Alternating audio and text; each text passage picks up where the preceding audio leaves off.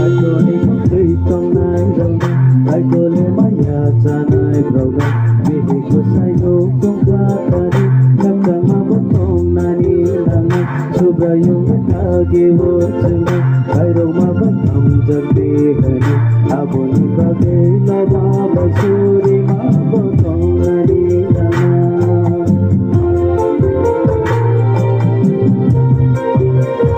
kaitorni koktwi tongnai rokno kaitole maya chanai rokno bihi kusai no kongkatani nakang mabot tongnani nanga subrayong nakagi